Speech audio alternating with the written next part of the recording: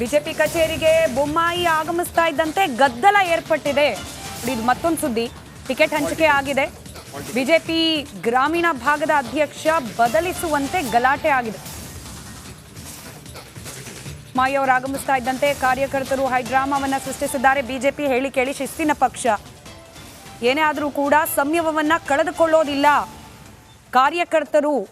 ಹಾಗೆ ಒಂದು ಬಾರಿ ಅಂತ ಹೇಳ್ತಿದ್ರು ನಾಯಕರು, ಒಂದು ನಿರ್ಧಾರ ಪ್ರಕಟಿಸ್ಬಿಟ್ರೆ ಅದನ್ನ ಗೆರೆ ದಾಟಿ ಮುಂದೆ ನಡೆಯೋದಿಲ್ಲ ಅನ್ನೋ ರೀತಿಯಲ್ಲಿತ್ತು. ಆದ್ರೆ ಯಾವಾಗ ಕಾರ್ಯಕರ್ತರು ಬೇರೆ ಬೇರೆ ರೀತಿಯಲ್ಲಿ ತಮ್ಮ ನಿಲುವುಗಳಿಗೆ ವಿರುದ್ಧವಾದಂತಹ ನಡೆಯನ್ನ ನಾಯಕರು ಅನುಸರಿಸೋದನ್ನ ಗಮನಿಸಿದ್ರು, ಅದರ ಪರಿಣಾಮ ನೀವು ಈ ದೃಶ್ಯದಲ್ಲಿ ಗಮನಿಸ್ತಿದ್ದೀರಿ.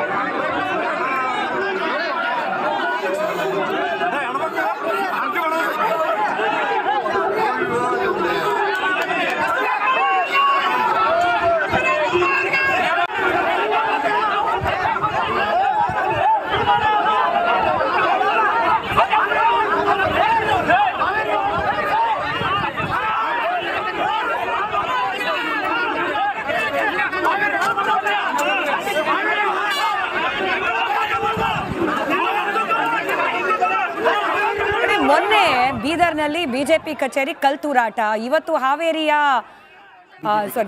ಬಿಜೆಪಿ ಕಚೇರಿಯಲ್ಲಿ ಹೈಡ್ರಾಮಾ. ಪದೇ ಪದೇ ಕಾರ್ಯಕರ್ತರ ಆಶಯಕ್ಕೆ ವಿರುದ್ಧವಾಗಿ ನಿರ್ಧಾರವನ್ನ ಕೈಗೊಳ್ತಾ ಇದ್ರೆ ಆಗೋದು ಹೀಗೇನಾ ಅಂತ ಹೇಳಿ ಶೆಟ್ರೆ. ಇಲ್ಲ, ಅಲ್ಲಿ ಮುಖ್ಯವಾಗಿ ಹಾವೇರಿಯ ಶಿಗ್ಗಾಂವಿಗೆ ಬರ್ತಾರೆ ಇವರು. ಹಾವೇರಿಯ ಶಿಗ್ಗಾಂವಿ ಕ್ಷೇತ್ರದ MLA, ಈಗ ಇವರೇ ಅಲ್ಲಿಯ MP ಕ್ಯಾಂಡಿಡೇಟು. ಇದು ಯಾವ ಕಾರಣಕ್ಕೆ ಆಗ್ತಾ ಇದೆ? ಆ ಅಧ್ಯಕ್ಷನ ಮೇಲೆ ಯಾಕೆ ಕೋಪ ಆಗಿದ್ರೆ ಬೇರೆ ಏನಾದರೂ ಹೆಸರುಗಳ ಬಗ್ಗೆ ಏನಾದರೂ ಇದೆಯಾ? ಯಾಕಂದರೆ ಅಲ್ಲಿ 4 ಹೆಸರುಗಳಿತ್ತು. ಒಂದು BC ಪಾಟೀಲ್, ಇನ್ನೊಬ್ಬರು ಜಗದೀಶ್ ಶೆಟ್ಟರ್, ಇನ್ನೊಬ್ಬರು ಕಾಂತೇಶ್, ಇನ್ನೊಂದು ಬಸವರಾಜ ಬೊಮ್ಮಾಯಿ. ಸೊ ಹಾಗಾಗಿ ಇದು ಏನಾಗ್ಬೋದು, ಯಾವ ಕಾರಣಕ್ಕೆ ಅನ್ನೋದ್ರ ಬಗ್ಗೆ ನಮ್ಮ ರಿಪೋರ್ಟರ್ ಫೋನೋ ಇದ್ದರೆ ತಗೋಬೋದಿತ್ತು. ಮೊದಲಿಗೆ ಇದು ಪಾರ್ಟಿ ವಿತ್ ಡಿಫರೆನ್ಸ್ ಅಂತ ಬಂದ್ರು. ಈಗ ನೋಡಿದ್ರೆ ಚುನಾವಣಾ ಸಂದರ್ಭದಲ್ಲಿ party with so many differences ಆಗ್ಬಿಟ್ಟಿದೆ. ಇಲ್ಲ, ಲಾಸ್ಟ್ ಟೈಮ್ ಅದೇನಾಯ್ತು, ಏನೋ ಬದಲಾವಣೆ ಮಾಡ್ತಾರೆ ಅಂತ ಹೇಳೋದು ಇವರು ಕೂಡ ಭಾಳ ನಿರೀಕ್ಷೆಯಲ್ಲಿದ್ದರು. ರಾಜ್ಯ BJP ಕೂಡ ಏನೋ ಮಾಡಿಬಿಡ್ತಾರೆ ಅಂತ. 66 ಬಂದಾಗ ಅವ್ರಿಗೆ ನಿಮ್ಮ ಬದಲಾವಣೆ ಬೇಡ, ಏನು ಬೇಡ, ನಾವೇನಿರ್ತೀವಿ ಅದೇ ಥರ ರಾಜಕೀಯ ಮಾಡ್ತೀವಿ ಅಂತ ಬಂದುಬಿಟ್ಟಿದ್ದಾರೆ. ನರೇಂದ್ರ ಮೋದಿಗಾಗಿ ಸ್ವಲ್ಪ ಫೋರ್ಸ್ ಕಡಿಮೆ ಇರ್ಬೋದು ಈ ಏನು ವಿರೋಧದ್ದು. ಬಟ್ ಇಲ್ಲಿ ಮಾಬ್ ಅನ್ನು ಗಮನಿಸಿದ್ರೆ ಈ ಟೈಮಲ್ಲಿ ಲೀಡರ್ಸ್ನು ಕೇರ್ ಮಾಡಲ್ಲ. ನಾವು ಯಾವ ಲೀಡರ್ ಬಸವರಾಜ ಬೊಮ್ಮಾಯಿ ಅವರು ಇದ್ರು ನಾವು ಕೇರ್ ಮಾಡಲ್ಲ, ಏನ್ ಬೇಕಾದ್ರೂ ಮಾಡ್ತೀವಿ. ಓಕೆ, ಮಾರುತಿ ಇದ್ದಾರೆ ನಮ್ಮ ರಿಪೋರ್ಟರ್. ಮಾರುತಿ, ಯಾಕೆ ಹೀಗೆ, ಏನಿದು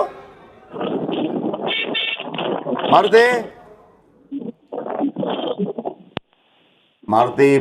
ಸ್ವಲ್ಪ ಅಲ್ಲಿ ಆ ಗಜಿಬಿಜಿಯಲ್ಲಿ ಸ್ವಲ್ಪ ಕಷ್ಟ ಆಗ್ಬೋದು. ಮಾರುತಿ, ಸ್ವಲ್ಪ ಸೈಡಿಗೆ ಬಂದು ಹೇಳಿ, ಯಾಕಿದೆ ಹೀಗೆ? ಟಿಕೆಟ್ಗ ಅಥವಾ ಅಧ್ಯಕ್ಷನ ಬದಲಾವಣೆ ಮಾಡಬೇಕು ಅಂತ ಯಾಕಂತೆ, ಏನು ಕತೆ? ಆಯ್ತು, ಬಸವರಾಜ ಬೊಮ್ಮಾಯಿ ಅವರು ರಾಣೆಬೆನ್ನೂರು ಮತ್ತು ಬ್ಯಾಡಗಿಯ ಘಟನೆ ಕಾರ್ಯಕ್ರಮವನ್ನು ಮುಗಿಸ್ಕೊಂಡು ಹಾವೇರಿಗೆ ಬರ್ತಾರೆ. ಹಾವೇರಿಗೆ ಬಂದಾಕ್ಷಣ ಗ್ರಾಮೀಣ ಮಟ್ಟದ ಗ್ರಾಮೀಣ ಪದಾಧಿಕಾರಿಗಳ ಆಯ್ಕೆಯಲ್ಲಿ ಜಿಲ್ಲಾಧ್ಯಕ್ಷ ಅನಂತಕುಮಾರ್ ಪೂಜಾರಿ ಅವರು ಕಾಂಗ್ರೆಸ್ಗೆ ಕೆಲಸ ಮಾಡೋರಿಗೆ ಕೊಟ್ಟಿದ್ದೀರಿ ಅಂತಕ್ಕಂಥ ಒಂದು ವಿಚಾರ ಮಾಡಿಕೊಂಡು ಸುಮಾರು ಬಾರಿ ಅವರಿಗೆ ಮನವಿಯನ್ನು ಮಾಡಿರ್ತಾರೆ. ಮನವಿ ಮಾಡಿದ್ರು ಕೂಡ ಜಿಲ್ಲಾಧ್ಯಕ್ಷರು ಯಾವುದೇ ಕಾರಣಕ್ಕೂ ಸ್ಪಂದನೆ ಮಾಡಿಲ್ಲ ಅಂತಕ್ಕಂಥ ವಿಚಾರ ಮಾಡಿಕೊಂಡು ಬೊಮ್ಮಾಯಿ ಅವರು ಜಿಲ್ಲೆಗೆ ಬಂದಾದ ನಂತರ ಮಾತನಾಡ್ತೇವೆ ಅಂತ ಹೇಳಿದ್ರು. ತದನಂತರ ಹಾವೇರಿ ಜಿಲ್ಲೆಯ ಬಿಜೆಪಿ ಕಚೇರಿಯಲ್ಲಿ ಇವತ್ತು ಕಾರ್ಯಕರ್ತರ ಸಭೆ ಇತ್ತು. ಆ ಕಾರ್ಯಕರ್ತರ ಸಭೆಗೆ ಇವತ್ತು ಬೊಮ್ಮಾಯಿ ಅವರು ಬಂದ ನಂತರ ಅವರು ಒಳಗಡೆ ಬಿಡದೆ ಬೊಮ್ಮಾಯಿ ಅವ್ರನ್ನ ಮತ್ತು ಪೂಜಾರಿ ಇಬ್ಬರು ಹಿಡಿದು ತಳ್ಳಾಡುವ ಮುಖಾಂತರ ಆಕ್ರೋಶ ವ್ಯಕ್ತಪಡಿಸಿದ್ರು.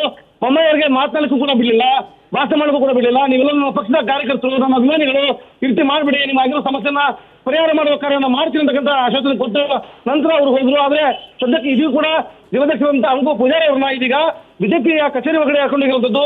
ಗಲಾಟೆ ಅಂದ್ರೆ ಕೈ ಮಗುವ ಮುಖಾಂತರ ಅವರು ಬಾಯಿಗೆ ಬಂದಂತೆ ಮಾತಾಡುವ ಮುಖಾಂತರ ಇನ್ನು ಹೊಡೆಯೋದಕ್ಕೂ ಕೂಡ ಮುಂದಾಗಿದ್ರು ಅಂತ ಹೇಳ್ಬೋದು. ಸದ್ಯಕ್ಕೆ ಪೊಲೀಸರು ಸ್ಥಳದಲ್ಲಿದ್ರು, ಅವರ ಕರೆದುಕೊಂಡು ಬಿಜೆಪಿ ಕಚೇರಿ ಒಳಗಡೆ ಹೋಗಿರುವಂತ. ಸದ್ಯಕ್ಕೆ ಅದೇನು ಮಾಡ್ತಿರೋ ಗೊತ್ತಿಲ್ಲ. ಗ್ರಾಮೀಣ ಮಂಡಲ ಮತ್ತು ಏನು ಅಧ್ಯಕ್ಷರ ಉಪಾಧ್ಯಕ್ಷರು ಮಾಡಿದ್ದೀರಿ, ಇವರೆಲ್ಲರೂ ಕಾಂಗ್ರೆಸ್ಗೆ ಚುನಾವಣೆಯಲ್ಲಿ ಸಹಾಯ ಮಾಡುವಂತವ್ರು. ಅಂತವ್ರು ತಾವು ಮಾಡಿರೋದು ನನಗೆ ಇಷ್ಟ ಇಲ್ಲ, ಶೀಘ್ರವಾಗಿ ತಳಗೆ ಮಾಡಿಸಬೇಕು, ಇಲ್ಲವಾಗಲೇ ನೀವು ಕೂಡ ರಾಜೀನಾಮೆ ಕೊಡಬೇಕು ಅಂತಕ್ಕಂಥ ವಿಚಾರ ನೋಡಿಕೊಂಡು ಸಾಕಷ್ಟು ಗಲಾಟೆ ನಡೆದಿದ್ದು. Jayaprakash, thank you. ಧನ್ಯವಾದ ಮಾರುತಿ ಮಾಹಿತಿಗಾಗಿ.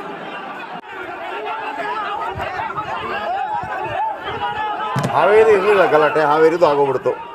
ದೃಶ್ಯ 1, ದೃಶ್ಯ 2, ದೃಶ್ಯ 3 ಮೂರು ಕ್ಯಾಮ್ರಾ ಹಾಕಿದ್ದೀನಿ ನೋಡಿ.